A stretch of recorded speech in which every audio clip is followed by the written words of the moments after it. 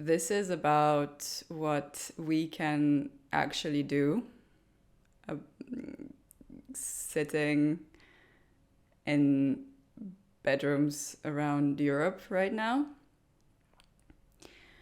And among other things, what this means. And I think it's not hitting home with so many people.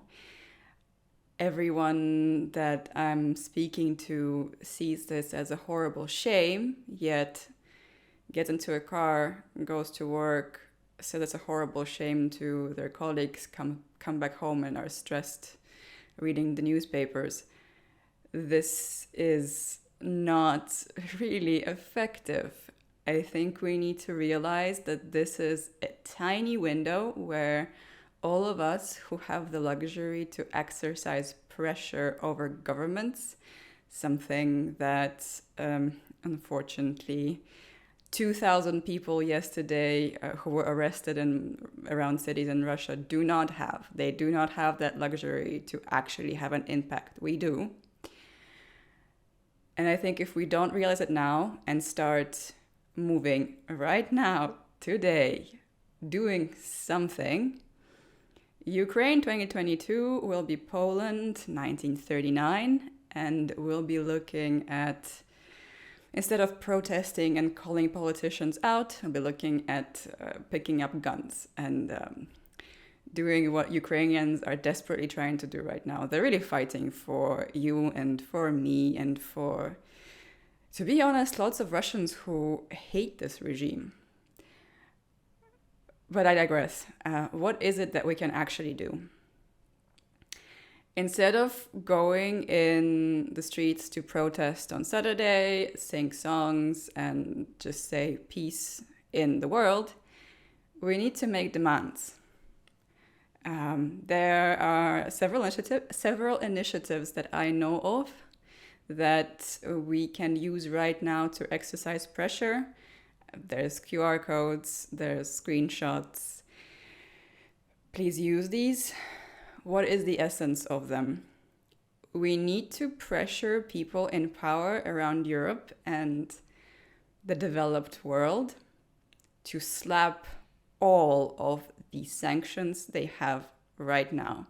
It pains me to say this because this is sanctioning the country where I'm from, but the people who are dying in Ukraine right now woke up in their beds, having done absolutely nothing, and they have bombs falling on them that are coming from my countrymen.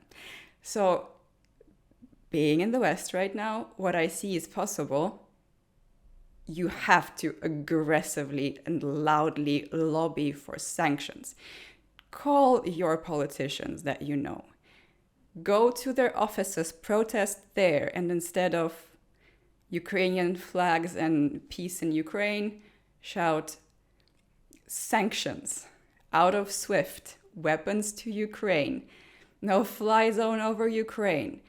Educate yourselves, read and understand what it is that people are saying would be effective right now, and demand those things. The more of us are out there and the more of us are actually lifting our asses off a chair or picking a phone up and calling people in their country, the more of us are doing this, the more results we're going to see.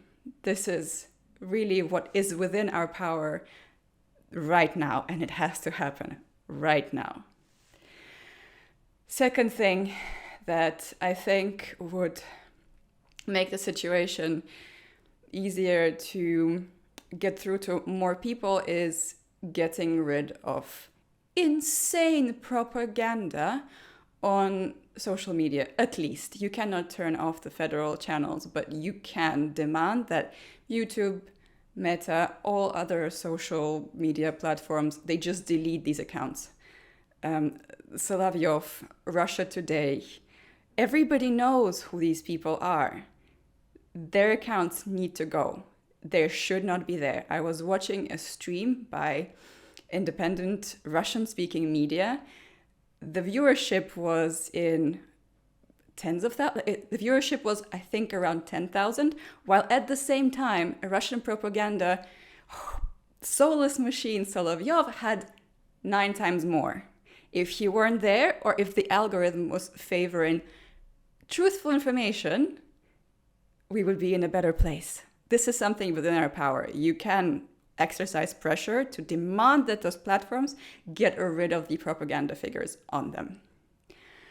And I think the third thing that everyone can actually do is not shutting up and not thinking like it's okay, it's somewhere far away and it's horrible and we condemn it. It is about us. If we don't do anything right now, we're swallowing it, just like people for years have been swallowing all the horrendous things happening to them in Russia. And I understand being fearful of going out in the streets. I understand being fearful of speaking out because you end up in jail or dead or poisoned. But we have the luxury of not facing these risks in the West developed world. We have to go out. We have to exercise pressure. Please. Ukraine needs help. Shout about it left and right. Demand weapons, demand support, demand sanctions. Don't stop demanding until we see some change.